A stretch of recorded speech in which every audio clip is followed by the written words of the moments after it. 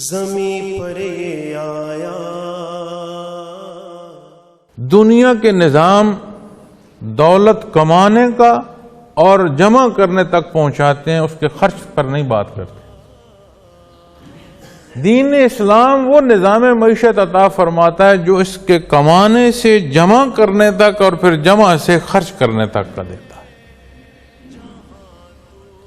اب ترقی یافتہ ممالک جنہیں ہم کہتے ہیں، جن میں بنیادی جو انسانی مزاج ہے اس کی انحطاط ہے، ظاہر کی جو ترقی ہے، وہاں اگر ہم جائیں تو جو ٹیکسز ہیں، جو گورنمنٹ کی ادائیگی ہے، اس کے بعد بچنے والی جو رقم ہے اسے کوئی جوئے میں اڑا دے، اسے کوئی آگ لگا دے، اسے کوئی نہیں پوچھ سکتا. وہ کہتے ہیں اس کی ذاتی ملکیت ہے. دین اسلام جو اصول عطا فرماتا ہے وہ فرماتا ہے ذاتی ملکیت کسی کی نہیں ہے. اگر ذات کی ملکیت کچھ ہے تو اللہ کی ہے. تم امین ہو، امانت دار ہو، یہ جو کچھ ہے تیرے پاس یہ اس کا دیا ہوا ہے، تم اسے آگ نہیں لگا سکتے.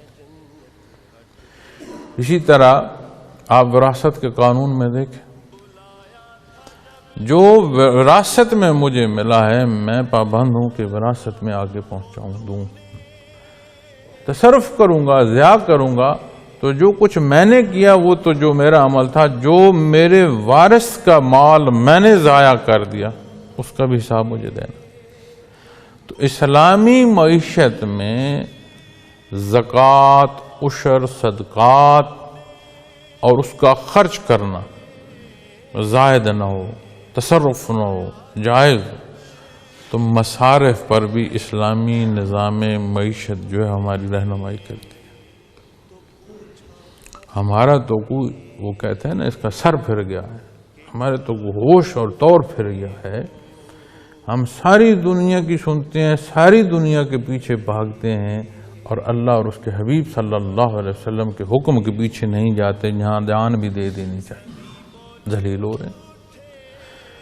اگر نظام زکوٰۃ درست ہو، آپ یقین مانیں کہ اس ملک میں جو لوگ محتاج ہیں روٹی کے، ان کے پاس فراوانی آنا شروع ہو جائے اور یہ ملک قرضوں سے نکلنا شروع ہو جائے.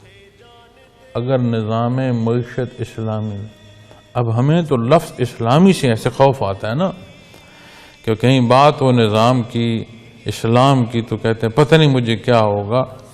اسلام تکلیف کا سبب نہیں ہے، ہماری بے عملی ہے، ہماری شیطنت ہے، ہمارے نفس کی پیروی ہے. سمجھ آتی ہے کہ ہاں یہ خرابیاں میں نہیں کر سکوں گا.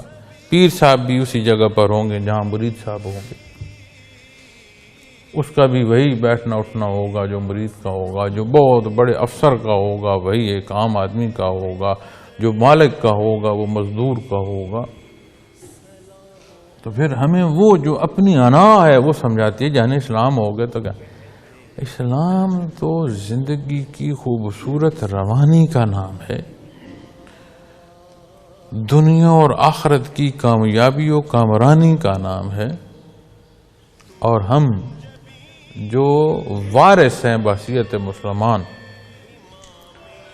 اب وارث بھاگ رہا ہے وراثت سے، اور اگر ایمان اور اس کی چاشنی نصیب ہو تو یہ وراثت کے تو بندہ صدقے جائے.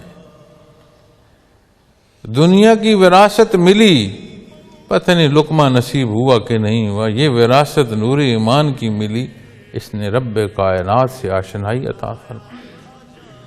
بندگی کے مقام کا جاننا اور اس پر عمل کرنا سکھا دیا. ہمیشہ ہمیشہ جہاں رہنا ہے اسے قرآن کریم فرماتا ہے کہ وہاں کی کامیابی فوز و نظیم، بہت بڑی کامیابی.